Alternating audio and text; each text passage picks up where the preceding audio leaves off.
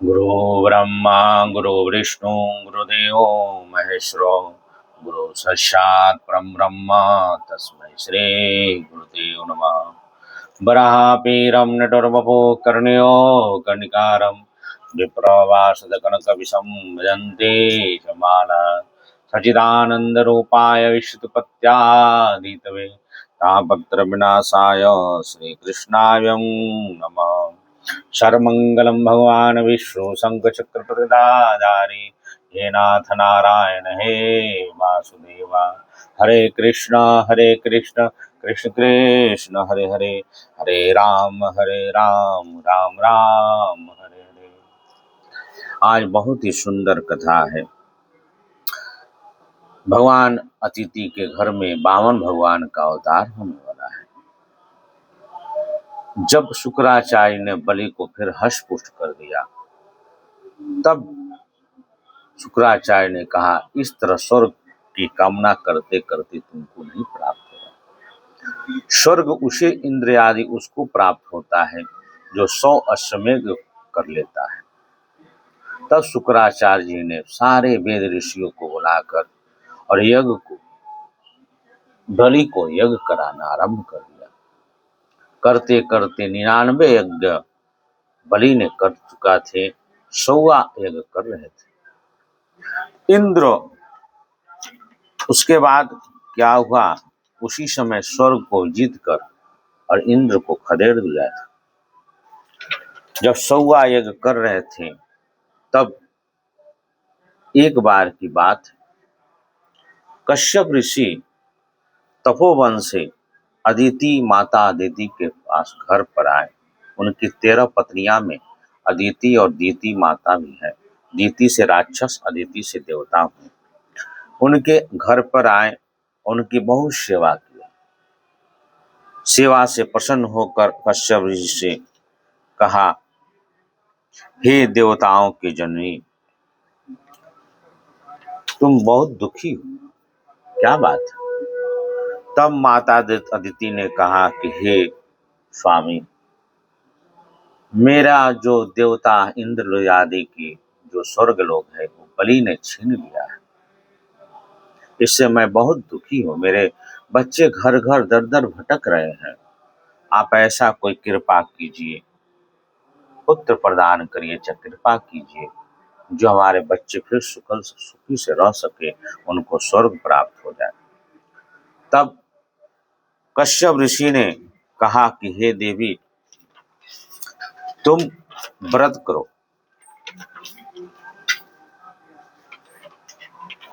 तुम व्रत करो। अदिति ने कहा, मैं जगदीश्वर भगवान की आराधना किस प्रकार करूं और सत्य संकल्प प्रभु मेरा मनोरथ पूर्ण कैसे करें? हे पतिदेव, मैं अपने पुत्रों के साथ बहुत दुखी भोग रही हूँ, इसलिए शीघ्र मुझ पर प्रसन्न हो जाएगी और उनकी आराधना की विधि मुझे बतलाइए।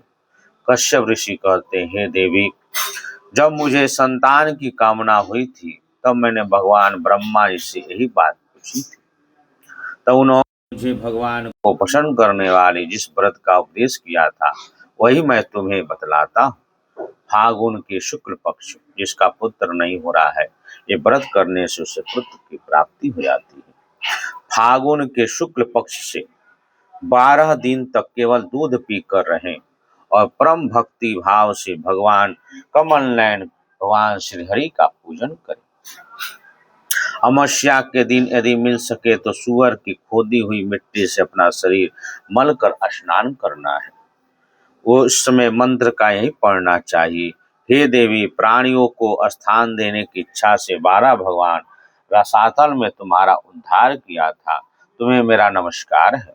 तुम मेरे पापों को नष्ट कर दो। इसके बाद अपने नित्य नैमित्तिक नियमों को पूरा करके एकादशी मूर्ति, वेदी, सूर्य आदि अग्नि गुरुदेव भगवान की पूजा करें। इस प्रकार स्तुति करें, हे प्रभु, आप सर्वशक्तिमान हैं। कश्यप ऋषि अदिति से कहते हैं, पयो व्रत इस प्रकार करना चाहिए। हे प्रभु, आप सर्वशक्तिमान हैं, अंतर्यामी और आदरणीय हैं। समस्त प्राणियों आप में हैं और आप समस्त प्राणियों में निवास करते हैं। इसी से आपको वासुदेव कहते हैं। आप समस्त चराचर जगत और उसके कारण भी साक्षी हैं। हे भगवान, मैं आपको नमस्कार करता हूँ। आप व्यक्त और सूक्ष्म हैं, प्रकृत और पुरुष से रूप में आप ही स्थित हैं। आप 24 गुणों के जानने वाले, गुणों की संख्या करने वाले, साख के साथ के प्रवक्तक हैं। आपको मेरा नमस्कार है। आप वह यज्ञ है जिसके प्राणियों की उदानीय दो क्रम शीर है, मध्यान्ह साय 3 असवन 3 पाद है, चारों वेद सिंह है, गायत्री आपकी 7 छंद हराधात है। हे धर्म स्वरूप, धर्ममय विश्व रूप यज्ञ कोई वेद के तो प्रतिपादन करती है। मैं आपको नमस्कार करता हूँ। आप मेरे नमस्कार हैं। आप ही लोक कल्याण के शिव और आप ही प्रलयकारी रुद्र है। आपको मैं नमस्कार करता हूँ। आप ऐश्वर्य हैं, आप जगत की नियंता हैं, पालनहार हैं। आपको नमस्कार करते हैं। इस प्रकार लक्ष्मी जी के सहित भगवान श्री हरि का खूब स्तुति प्रार्थना करके नित्य भगवान श्री हरि का पूजन करना चाहिए। ब्राह्मणों को भोजन कराना चाहिए, उसके बाद भोजन करना चाहिए, हवन करना चाहिए, यज्ञ आदि करना चाहिए। 12 दिन तक जब भगवान जो है शिवव्रत का अदिति माता ने जब वो पूरा किया, उसके बाद पत्नी कश्यप जी के वीर के द्वारा भगवान गर्भ में स्थित हुए। 12 मास के बाद जो है भगवान स्वयं प्रकट हुए और कहा, एक दिन भगवान अदिति माता के सामने प्रकट हो गए और बोले, हे माता,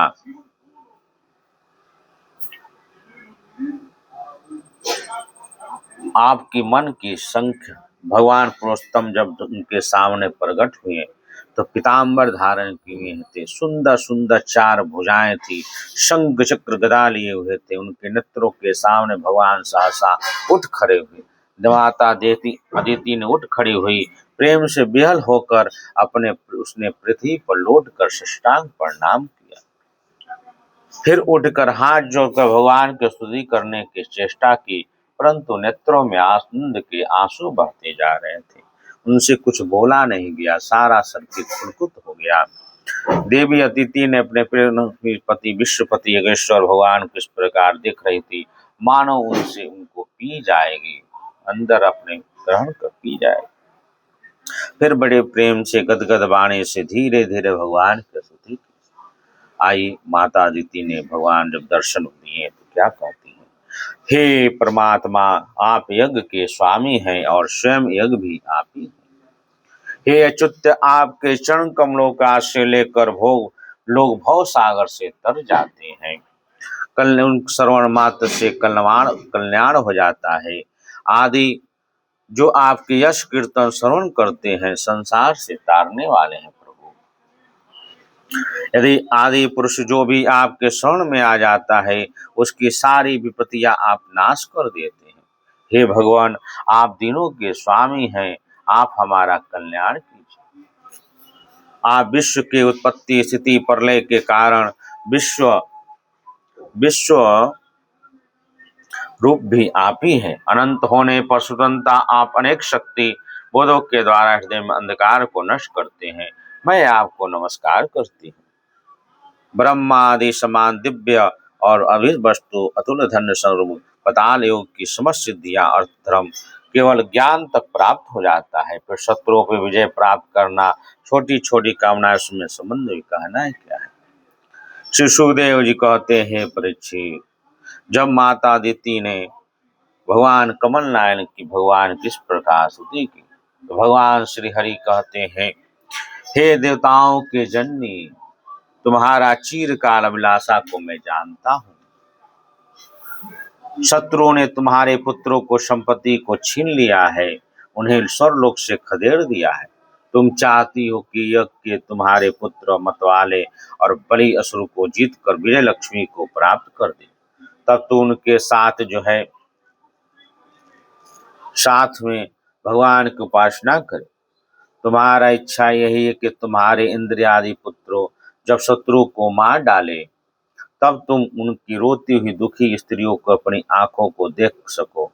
अदिति, तुम चाहती हो कि तुम्हारे पुत्र धन और शक्ति से संबंध हो जाए, उनकी कीर्ति ऐश्वर्य उन्हें फिर से प्राप्त हो जाए, तो स्वर्गलोक का अधिकार जमा कर पुत्र विहार करे। परंतु हे देवी, इस समय असुरों की सेनापति समय जीते नहीं जा सकते, क्योंकि वह गुरु के कृपा पात्र ब्राह्मणों के आशीर्वाद से हष्टपुष्ट और योग्य है। तो मैं आगे फिर देवी तुम्हें इस व्रत का अनुष्ठान का मैं बहुत प्रसन्न हूँ, इसलिए मुझे इस संबंध में कोई ना कोई उपाय सोचना ही पड़ेगा, क्योंकि मेरा आराधना व्यर्थ नहीं जाता। तो उन्हें श्रद्धा के अनुसार अवश्य फल प्राप्त होगा, पाना है। इसलिए एक बात और मेरी सुनो, इस बात को तुम गुप्त ही रखना। जितना गुप्त कार्य होता है वो सफल हो जाता है, ढिढोरा पीर को जो कार्य होता है वो सफल हो जाता है। इसलिए हमारी और तुम्हारी मिलन की जो ये वार्तालाप हुआ है, इसको गुप्त रखिएगा।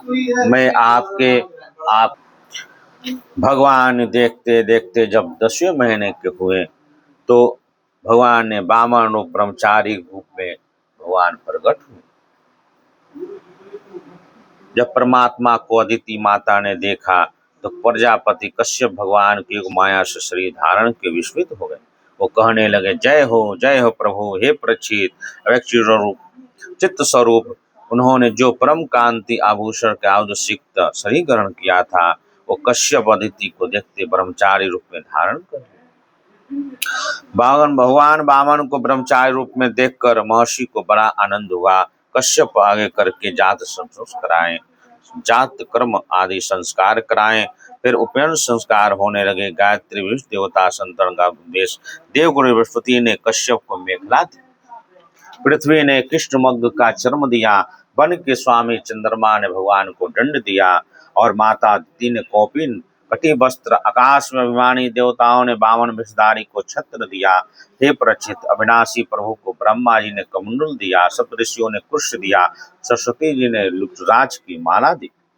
अविनाशी प्रभु इस प्रकार रीति से वामन भगवान का उपनयन संस्कार हुआ। यश कुबेर ने भिक्षा का पात्र में संत शिरोमणि जगज्जननी ने भगवती ने भिक्षा प्रदान किया। इस प्रकार कटु भेदधारी ब्रह्मर्षियों के होकर उस समय भगवान ने सुना। तब बृहस्पति जी ने कहते हैं कि हे बटुकधारी, इस समय बलि यज्ञ कर रहे हैं, आप जाइए देवताओं के लिए 3 पग भूमि मांग कर लेकर आइए। 3 पग भूमि मांग कर लेके आइए। तो राजा बलि के पास भगवान गए और उनसे कहा कि हे बलि, मुझे 3 पग भूमि दीजिए।